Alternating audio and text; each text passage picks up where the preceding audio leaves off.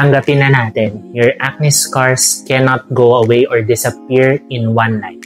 I'll give you a timeline what to expect after your acne scar protocol with us. Here in the clinic, ang basic package namin, Subcision Chemical Peel, CO2 Laser, PRP Microneedling, PCA Cross, Synergism is key para sobrang mas effective. During the first 7 days, mostly mukha kang zombie kasi mapula yung skin mo, maitim, magbabalat siya, magpipeel off. So, ito yung repair phase natin. You won't see any changes during this time kasi syempre nagbabalat ka pa. Kailangan mong gawin dito, avoid the sun. Now, you can go to work, but di talaga pwede magpa-araw. Avoid mga sauna, steam, and then just allow your skin to repair itself for the meantime. At around week 1 or week 2 after the procedure, pag natapos na magbalat, mapapansin nyo yung skin nyo glowing, medyo mas glassy na, maybe a little red. Akala ng patients, ito na yung result. But it's not. Pero kasi dahil nag-chemical peel tayo, CO2 laser, we remove the outermost layer of the skin.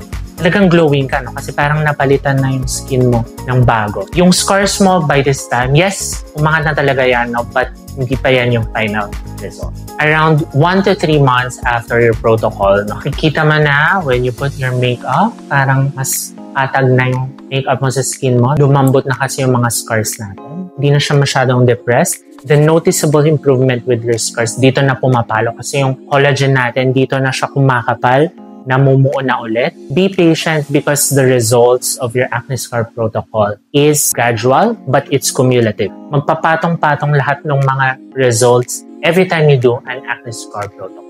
At around 3 to 6 months, almost complete na yung collagen remodeling natin. Dito talaga, makikita mo mas flat na. Yung skin mo, scars are softer. And dito mo na ma-appreciate yung full results and it will continue to improve over the next 12 months after your procedure. So if you space your procedure every month, which is what we recommend, pwede rin every 2 months, ibig sabihin, no, yung result ng procedure mo na ginawa mo, for example, ng March, next year pa ng March yan, makikita mo yung full result. Pero pwede mo na yan gawin sunod-sunod kasi nga, magpapatong-patong yung effects niya. Just be patient, allow your collagen to remodel kasi yan talaga yung goal natin to lift your acne scar.